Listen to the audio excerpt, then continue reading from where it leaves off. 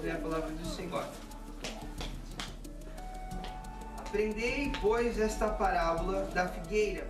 Quando já os seus ramos se tornarem inteiros e brotam as folhas, sabeis que está próximo o verão. Igualmente, quando vides todas estas coisas, sabei que ela está próxima às portas.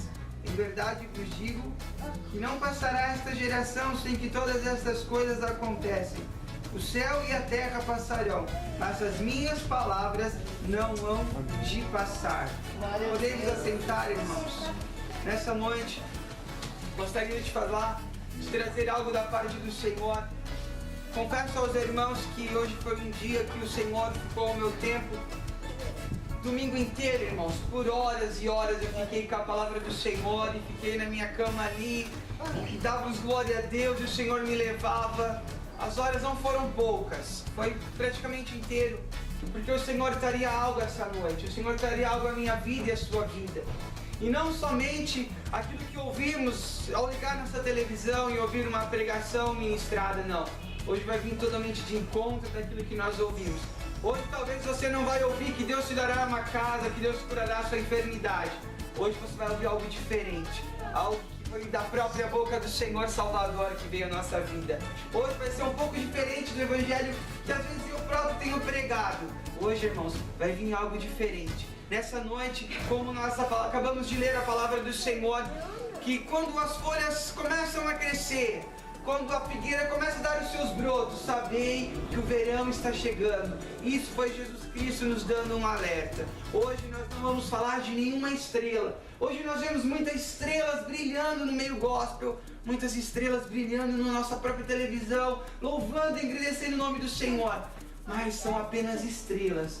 Hoje eu gostaria, irmãos, que as estrelas caíssem um pouco, que o sol da justiça brilhasse e resplandecesse sobre a minha e sobre a sua vida nessa noite. Hoje nem há um mérito humano, hoje somente serás o sol da justiça que virá falar o nosso coração. E ao intuito da mensagem, vamos entrar um pouco para entender sobre este sol, sobre este verão que nascerá, que nós precisamos estar compreendendo ele na nossa vida. Amém? Quando nós abrimos a nossa Bíblia, no Evangelho de Mateus capítulo 24, nós vemos os discípulos apavorados, porque eles levam Cristo, levam Jesus até o templo e perguntam: Senhor, olha como essa obra é tão grande e magnífica. Jesus olha para aquele templo e diz: não ficará pedra sobre pedra que não será caída. Os discípulos se apavoram e perguntam: Senhor, quando hão de acontecer essas coisas? E Jesus responde para eles. Gostaria de ler Mateus capítulo 24, versículo 6. E Jesus diz assim, e ouvireis de guerras e de um monte de guerras. Olhai-vos e não assusteis, porque é nisto que tudo isso aconteça, mas ainda não é o fim. Porque se levantarão nação contra nação, reino contra reino. Haverá fome, peste, terremotos em vários lugares. Mas todas essas coisas são um princípio de dores. E onde vão a entregar para seres atormentados, matar-se-vos-ão, e serem odiados de todas as nações por causa do meu nome. Neste tempo muitos serão escandalizados, e trair-se-ão uns aos outros, e uns aos outros se odiarão. E surgirão muitos falsos profetas, enganarão a muitos, e por se multiplicar a iniquidade, o amor de muitos esfriariam. Mas aquele que perseverar até o fim será salvo. Jesus vem dizendo todo o mal que aconteceria, todo o mal que aconteceria nos últimos dias. E depois ele vai e ele fala assim: aprendei, pois, esta parábola da figueira, quando os seus ramos se tornarem inteiros e brotarem as folhas, sabei que está próximo o verão. Irmãos, e a palavra do Senhor diz que por se multiplicar a iniquidade, o amor de muitos se esfriaria. O primeiro sinal da volta de Cristo seria o amor das pessoas se esfriando. O amor não é só por Deus, é o amor em geral, o amor por tudo. O amor pelo filho, pela família. O amor pela família é o primeiro a ser derrubado. O amor por Deus, irmãos, nem vamos colocar em cena, porque o que reflete hoje é triste na vida evangélica, na vida do cristão. Muitos que vivem somente de aparência e não vivem uma realidade que Deus fala, não vivem a verdade. E Jesus, ele vem alertando, ele vem dizendo: vai acontecer isso, vai acontecer isso. E nós vemos hoje ao contrário, nós vemos assim, Deus vai te dar isso, Deus vai mudar isso. Você tem que prosperar, você tem que mudar. Essa é a nossa atualidade, a prosperidade, a teologia da prosperidade, a infeliz da maldita teologia da prosperidade. Você tem que prosperar, você tem que crescer. E quando nós vemos Jesus, ele fala o contrário. Oh, nos últimos dias vai ter perseguição, nos últimos dias o amor vai esfriar, nos últimos dias a coisa vai apertar. E hoje é o contrário, irmãos, ao contrário. E Jesus dizendo assim, ó, vai se esfriar. Eu quero trazer algo sobre apostasia, algo sobre abandonar a sua fé, algo sobre deixar a fé de lado e viver aquilo que a vida humana traz a viver, e dizer aquilo que não agrada ao Senhor, mas a vida está indo bem, tudo está legal, vou seguir a minha vida. Não, irmãos, cuidado, a nossa fé ela tem que ser tratada com Cristo. Nós precisamos sentir a presença do Senhor na nossa vida. O Espírito Santo precisa agir. O nosso coração tem que ser tocado. Eu preciso sentir. Sabe, quando nós oramos e falamos com Deus, é muito lindo, é maravilhoso. Mas tem um momento que nós temos que sentir Deus falar. Amém. Tem um momento que nós temos que sentir o Senhor tratar. O Senhor assim sabe derramar bálsamo. Ah, irmãos, tem momentos que precisamos disso. E Deus nos trouxe aqui justamente para isso, para tratar, para mostrar para você que nós damos um show, uma grande cruzada, não para ver as estrelas, mas para ver o sol, clamar o sol da justiça. Quando Cristo veio à terra, Ele trouxe a sua palavra, que está hoje, nós lemos aqui. Ele trouxe assim, ó, eu não vim para trazer a paz, como já foi dito, eu vim para trazer a vida, vim para trazer a salvação. E eles queriam paz. E Jesus veio, Jesus morreu naquela cruz e ao terceiro dia ressuscitou. E um dia voltará para nos buscar, para buscar a sua igreja. Aleluia. E os discípulos, os apóstolos, eles ouviram essa mensagem e eles saíram pregando. Jesus vai voltar. Você não precisa disso, você precisa de Jesus. Jesus, ele vai vir, você não vai levar nada, a sua fazenda vai ficar, a sua propriedade vai ficar. Sabe o que as pessoas faziam? Vendiam tudo e davam para os apóstolos. E eles iam pregando o Evangelho. Eles iam pregando o Evangelho, pregando o Evangelho. Conta a história que em 60 anos, todo mundo, do tempo que Jesus caminhou ali na Palestina, em Israel, à beira-mar da Galileia, até todos os confins da terra que seria a grande Roma, foi evangelizado. Em 60 anos, eles começaram a pregar, Jesus está voltando. Jesus está voltando. Sabe o que aconteceu? Os apóstolos morreram. Os discípulos dos apóstolos morreram. As primeiras testemunhas oculares morreram. E Jesus não tinha voltado. Sabe o que eles falaram?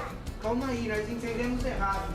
Jesus ele vai voltar, mas não é agora, é para frente, é futuro. Então eles têm que estabelecer, organizar. Correto, organizaram. Eles disseram assim, isso é a história da humanidade, a história da igreja. Eles estabeleceram o reino de Deus na terra. Eles não queriam mais. Eles começaram a buscar aqui. Todo mundo vai se converter a Cristo, então nós vamos ter a paz. A harmonia vai estar aqui na terra. O reino de Deus vai ser implantado na terra. E Agostinho falou isso.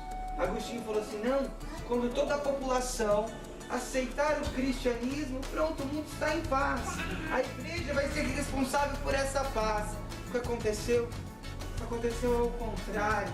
Quanto mais o tempo passou, mais a humanidade foi ficando perversa, mais o homem foi ficando mal. Cada vez nós vemos a violência crescendo em degrau em degrau. Não é a igreja que vai trazer a paz.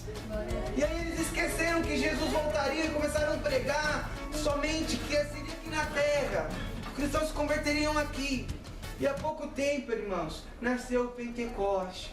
Nasceu os pentecostais, o fogo do Pentecoste veio, o Espírito Santo agindo de novo. Aleluia. E agora os cristãos novamente, você vê na igreja dizendo, algum irmão vigia que Jesus está voltando. Glória. E a esperança de Jesus voltar, renasceu de novo. E a igreja espera isso. A cada dia nós esperamos a volta de Cristo. Jesus vem buscar a igreja, vem buscar a noiva, vem buscar, Senhor. Essa é a nossa pregação. Quando nós não pregamos a cruz de Cristo, que Jesus voltará, quando nós não pregamos que Jesus vem vindo buscar a igreja, e se nós não tivermos uma posição correta, nós não vamos ter um encontro com Cristo. Só que agora que essa teologia da prosperidade está mudando, a pessoa não quer mais ir com Jesus. A pessoa não quer mais que Jesus volta. A teologia da prosperidade, ela mostra o seguinte, irmãos. Se você não prospera, você está em pecado. E é grandes denominações que vivenciam isso. Você vê a pessoa expulsando demônio, irmão, de enfermidade. A pessoa fala, se você está enfermo, tem um demônio sobre a sua vida, mas tem que expulsar. Se você não prospera, tem que expulsar esse demônio, que você tem que prosperar. Cristo morreu naquela cruz para você viver o melhor. Para você viver o melhor. Não diga o contrário isso, você vai viver o melhor. Você tem o melhor. Cristo morreu na cruz para você ter uma eternidade com Deus. Você não irá para um lago de fogo, não. Se você tiver Cristo, você será salvo. Só que hoje nós vemos pessoas dizendo, a teologia da prosperidade, grandes igrejas, dizendo assim, enfermidade é demônio. Enfermidade é demônio. Você não prospera porque tem algo errado na sua vida. Não, irmãos. E quando grandes homens de Deus morreram com enfermidades, eles morreram endemoniados. Se eu morrer amanhã, irmãos, por causa de uma enfermidade, eu vou morrer porque eu tenho um demônio em minha vida. É isso que a teologia da prosperidade diz. Isso é que a atualidade nossa diz. Se eu não prospero, é porque Deus não está na minha vida. Calma aí.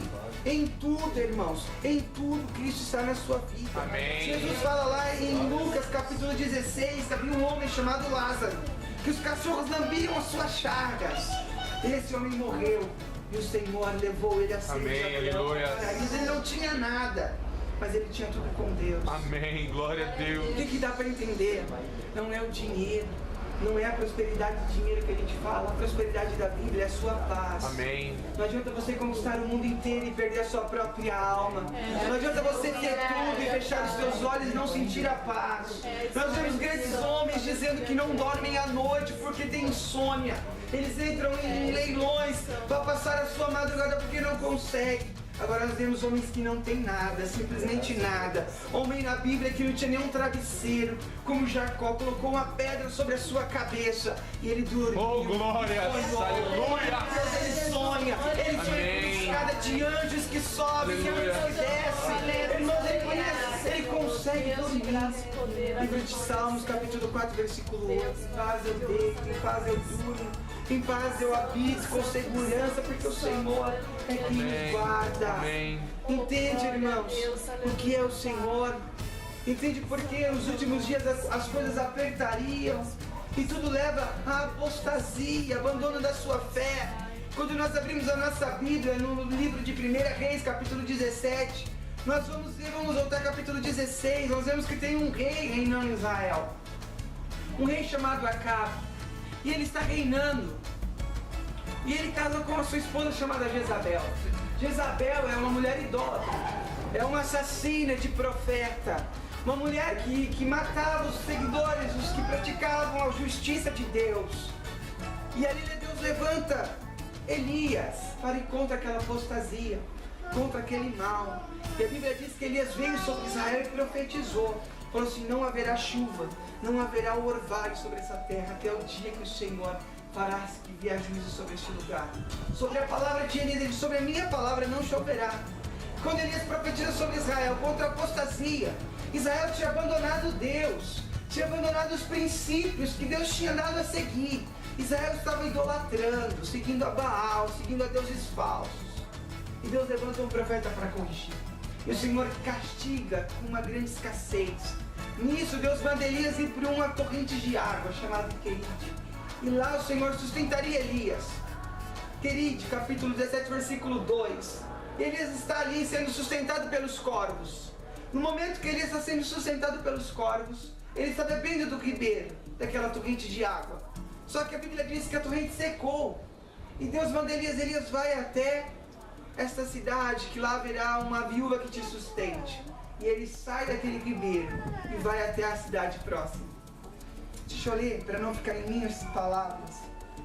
1 Reis, capítulo 17, versículo 8. Então veio a palavra do Senhor dizendo, então levanta, vai para Sarapta, que é em Sidom, e habita ali, eis que ordenei a uma viúva que te sustente. Elias ficou em Querite, bebendo da água do ribeiro, enquanto o povo de Israel estava em idolatria. E Querite era uma fonte, não era um ribeiro de fonte própria. Querite era como se fosse uma vazante do Rio Jordão.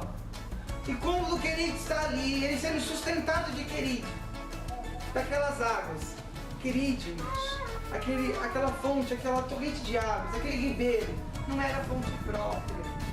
Querite, na vida de Elias era uma providência divina, era uma providência de Deus, era uma providência divina, que em Deus estava dando a resposta, sustento, mas no momento limitado. Elias, ele sai de uma apostasia de Israel.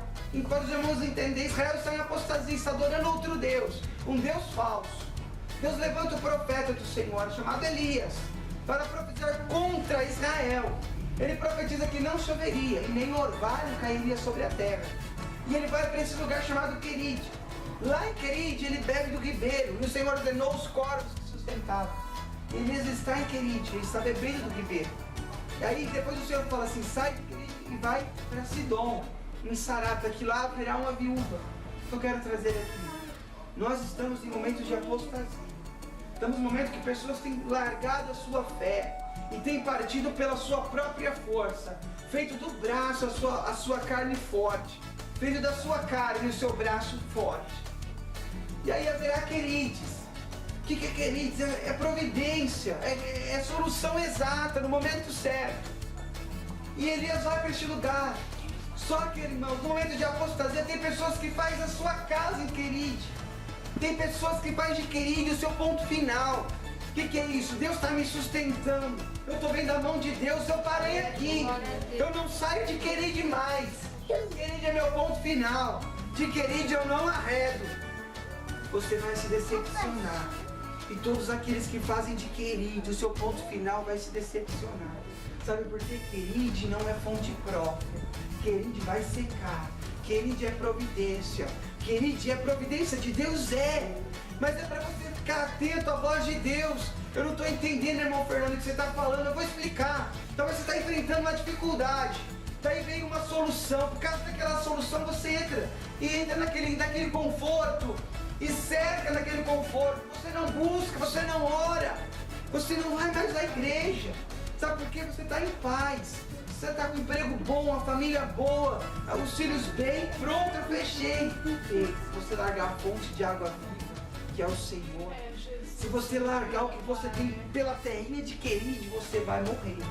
A sua família vai morrer. Eu não sei se você está entendendo o que Deus está falando nessa noite. Querite não é a resposta final. Querite é um momento de tranquilidade, sim. Repite, é o refrigério de Deus. Mas não largue mão da fonte por causa de Querite. Aramanda, aramanais. Algo de Deus tem sobre a sua vida. Se você parar aqui em Querite, ei, você vai morrer. Você